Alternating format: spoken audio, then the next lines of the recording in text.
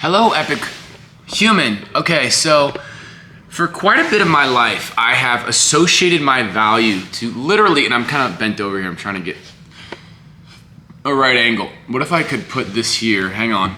Let's see if we can figure this out. Put that there, and now we're a little diagonal. It's kind of cool. Kind of a cool angle. What if we, I mean, it kind of works, or I could just kind of hunch over here. Okay, let's just hunch over. Okay, so when I was, growing up, I associated quite a bit of my value to anything outside of me, right? I felt as if I had to accomplish something, I had to be seen for something, known for something, I had to have a certain level of intelligence for me to be recognized, for me to be valuable in the world. And I think, you watching this video, I'm sure you can relate to this on some level, but the question is, where do these conditions come from? Because the truth is, yes, you watching this video, you're inherently valuable. And that's something I think so many of us forget to realize, to emotionally connect with, to feel, is the inherent value that resides within, because a lot of the motivation that comes from where a lot of our motivation comes from in attracting our dream life is from these emotional wounds and these emotional imbalances and these energy blocks. And it lights this fire under so many of us going, okay, if I get financial abundance, this dream romantic relationship, a career, then I'll be special and unique, then I will be happy. So let me share with you a little bit of my own life and where this condition came from, that our value, or for me, my value exists only when I accomplish something, exists somewhere outside of the self. And I remember as a kid feeling pretty happy-go-lucky and having friends on all ends of the spectrum. And when I was sometime in middle school, I remember I felt picked on by someone for what felt like zero reason. All right. And at this point in my life, again, this is a key word. It felt like for zero reason. So at that point in my life, it created this belief that just me existing deserves to be bullied. So I went from having friends on all ends of the spectrum, feeling like I had friends it was just an abundance of friends, to my life flipping 180 and what felt pretty negative. It felt like I couldn't make a friend to save my life. I was that kid attempting to sit at a lunch table with people and just feeling as if my existence felt like a burden to them. I'm like, these people don't even want me. I'm like sitting at the edge of the lunch table. And yeah, I had a couple of friends, but I was just so far from feeling loved. And there was this, and I've shared this before, but in middle school, you could walk this long trail after school where all the kids would get picked up. And so it was actually kind of like another lunch period for kids where you'd walk with friends, this, that, and the other. And each day I was just sweating. Like by the end of when the school bell would ring, because I'm like, I'm gonna have to walk alone. And everyone's gonna see me walk alone. This, that, and the other. And so the moral of the story is I felt alone. I didn't feel valuable, all these other things, just because I was being me. That's what it felt like. So all of a sudden it created this belief of going, oh my gosh, Nikki isn't valuable. Now let's fast forward a little bit. For those who know a little bit about my background, I've been singing and writing songs since I was around 10 years old. Well, sometime in middle school, I was in this performing arts group. And there was this girl that was at the performing arts thing. And I was actually really embarrassed to let anyone know that I was a singer or anything like that. But anyway, I had a friend that was there, and she brought her friend. It was like a family friend, but the family friend brought her friend. And after the performance, my family friend goes, oh my gosh, my friend thinks you're really cute. I still remember that to this day, because in that moment, it created a belief going, oh my gosh, when I perform and I sing, I'm valuable. I'm loved. Oh my gosh. Well, I'm not inherently valuable. We are, but that was the belief that was created from feeling like I was bullied and feeling alone by just existing. So then I was like, oh my gosh. So from this place, I pursued a career in music. And I was like, and again, this isn't totally conscious, but I'm giving you guys sort of the blueprint of my mind at this time. I was thinking, you know what? I can go make music, be a singer-songwriter, I'll be famous, and then I'll be happy, then I'll be valuable, this, that, and the other. Let's fast forward a little bit longer. At 16 years old, I had like a proper spiritual awakening where I felt as if, all these things that so many of you, I'm sure, engage with, this information, expanding our consciousness, meditation. I've been raised on this line of thinking, but at 16, I had a proper spiritual awakening when I realized we can be anyone that we desire to be. And overnight, my life flipped, where I just attracted an abundance of friends, a newfound confidence, this, that, and the other. But this is important to understand, okay? Yes, that awakening was awesome, and it served the greater good of my life in so many ways. But at the same time, when I had that awakening, right, I attracted all these friends. So that sneaky little ego, what does it do? It goes, when you're confident, when you are spiritual, when you're this, that, and the other, people like you. Your value is based on spiritual progress and being confident in all these other things. And that actually led to me having this like dark night of the soul at 17. But that's a different story for a different day. I'm sure I've shared it here before or somewhere else. My point with this is I began to associate my value with my personality, with my spiritual progress. No, I shouldn't say my personality. An aspect of my personality. So there's an aspect of my personality that's like this, that's extroverted, that gets high off of interactions with people. I'm a Gemini, so there's also a whole other side of me that's kind of like introverted. I don't know if I could call me introverted, maybe, but that's very shy. There's an aspect of my personality that's shy, that gets insecure, and I totally forgot to love that part of my personality. And so through this, I began to associate value to my songs, my singing, my spiritual progress, this, that, and the other. And throughout my life since then, again, I've taken the time to apply these high conscious techniques to heal that and actually heal that, whole experience I had in middle school and this, that, and the other. But what happens on the healing journey, if you don't heal something 100%, it will come back. All right, until you absolutely heal that thing. Well, why does this happen in our lives? Well, especially if you're on the healing path, the thing that we struggle with the most is the thing that we're meant to help others in the world with. And I see so many people that are inherently valuable, that are so special and unique, that don't realize it, that don't see it, that don't know how to connect with it. I see so many people that get beat up by the journey that is life, souls that I can relate to. Like this idea of like I felt like I was bullied as a kid is not something that is exclusive to me, okay? And the most beautiful aspect of this whole thing is that experience was a gift. That experience happened for me so that I could relate to more lives, so I could learn to overcome this inner adversity, so that I could learn to unconditionally love others, not just conditionally love some, right? To understand people when it's difficult to understand people, like the person I felt bullied me. Can I stretch my consciousness and see them for who they really are, even though I felt hurt by them? And so because I felt this hurt, it created an emotional wound. And the ego was like, let's pursue these things so then you'll be valuable. And that just leads to a dead-end road. You're not going to be happy if you're attempting to do something for recognition, for value, whatever it may be. And I can still feel within my own psyche this need and desire to be validated, to be liked, to be loved, when the real love resides within. And people are simply reflections of that love. You know you're healed when someone's love and someone's insult just feels kind of the same. Like it just feels neutral because you're so connected with you.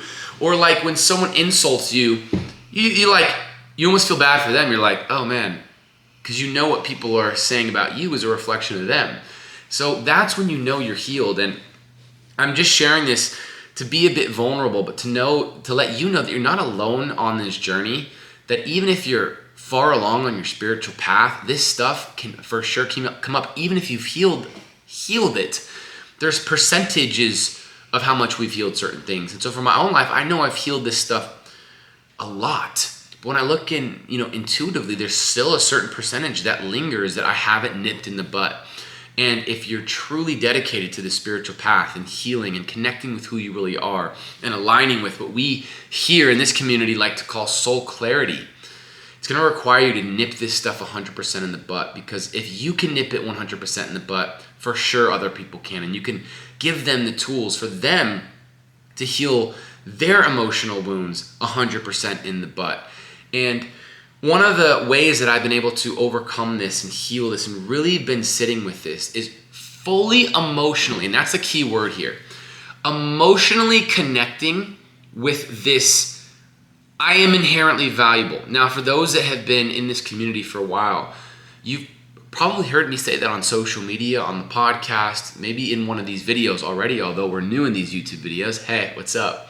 But it is truly emotionally connecting with the I am inherently valuable.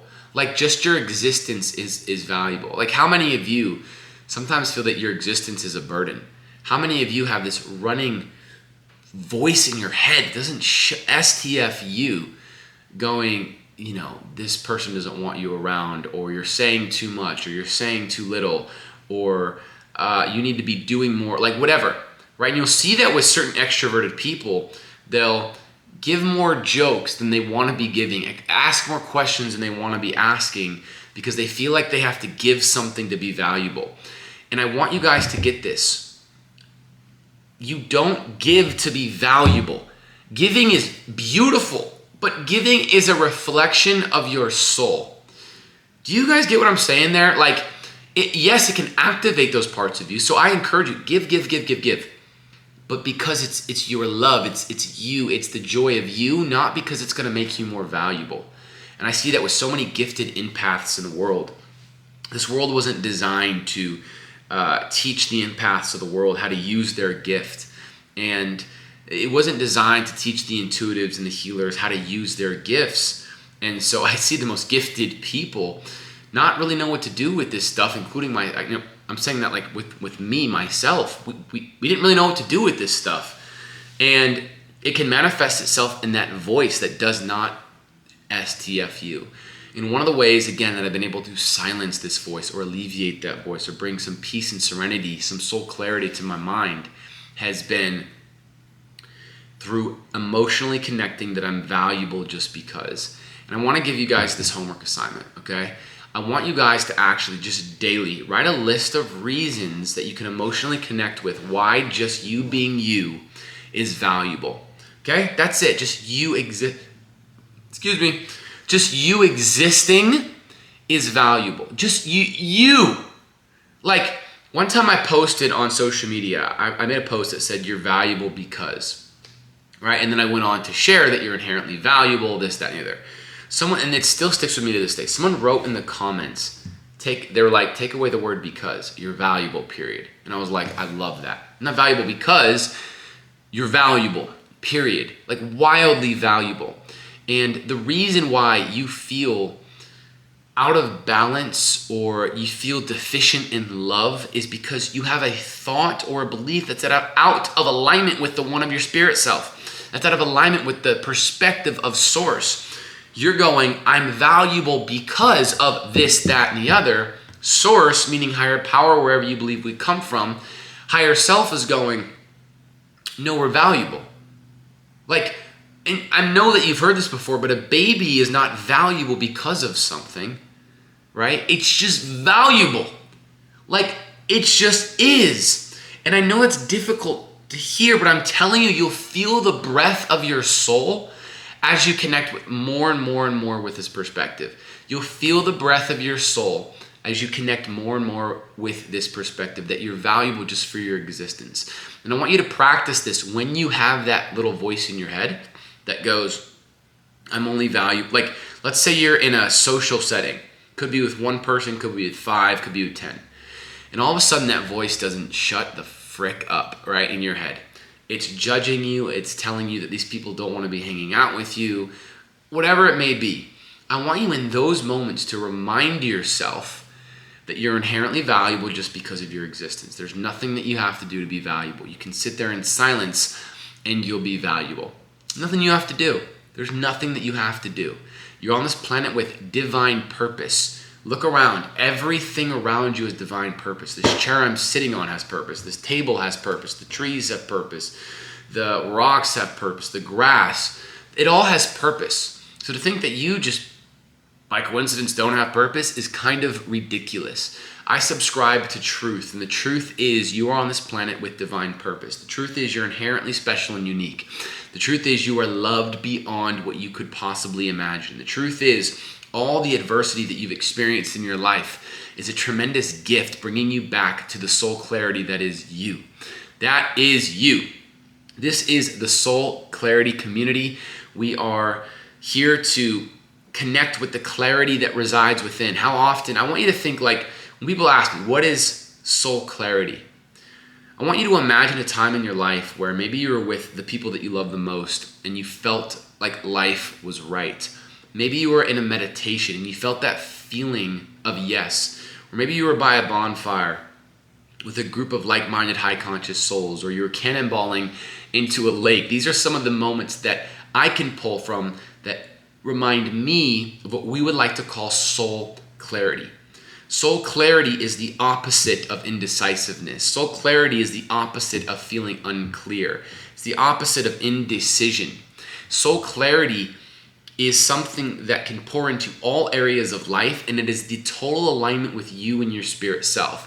And so this is the Soul Clarity community. We are here to align with that highest expression of self. Soul clarity is the alignment with you and you, because when we experience life through the lens of source, meaning higher power, through the lens of the higher self, that is soul clarity. When we connect with clarity, we connect with who we really are. Some of the ways that we can access soul clarity is through intuition, through meditation, through bringing love to these different deficiencies that are perceived, keyword perceived deficiencies in our life. Strengthening the physical body gives us that soul clarity. And you're going to hear me talk more and more and more about the Soul Clarity community. We're also going to be opening up a Soul Clarity club, and that's something that's going to be a little bit separate. That's an exclusive club where you can learn how to use your intuition. You can learn about the science of intuition, the science in creating your dream life, the science of connecting with your purpose. Something I'm way passionate about is helping people connect with like the ultimate them. I don't know how to put this into words for you guys to really get this. Like, I spent a lot of my life attempting to fit in. It didn't work. If it worked, that's one thing. Okay? Oh, I'm trying to be someone else and it actually works. Like a math equation, it didn't work. It didn't work for me. And I see so many fucking gifted people where it also doesn't work. And unfortunately, it's easy to succumb to feeling as if, well, I don't fit in this world. Let me just not pursue my purpose on this planet. Let me not learn about this gift I have of intuition and energy healing, this, that, and the other. My goal is to awaken the light workers and healers of the world to connect with that, with intuition, with energy healing, with expanding your consciousness, with connecting with your purpose through soul clarity. So this is the Soul Clarity community. We're going to be opening up the Soul Clarity Club. And I want you guys to do me this favor. This is a new space, a new YouTube channel. So feel free to like this video. All right, I'm a YouTuber. I say these things now. Feel free to subscribe and leave a comment. Like any comment that feels from your heart. Any comment. It could be a question. It could be a literal just a comment. It could be, you can write something loving. You can channel a message to another human that's in the comments. Write anything. And I want to say this from my heart. It warms my heart. All of your interactions, all of the people that have already subscribed, like the previous videos. It's just exciting. I am on this journey like all of you. I am bumbling through life. I'm going to say this confidently like all of you, but I say that as a compliment. You know, bumbling through life doesn't have to be as difficult as it's been made out to be. And, you know, my goal on this channel is to be more vulnerable, is to share all the techniques that are helping me in my life. I have been humbled more times than I can possibly share with you guys. I have failed more times than I can possibly share with you guys, to the point where I'm like, I was sharing with a friend the other day, I'm like, oh, I get why people give up. I get it, right? Because life is pure. If we're going after our dreams and goal and our intention is to help this planet in a way that source desires the planet to be helped, universe isn't just going to go like, well, you're a good person, so we're going to give you all your dreams and goals.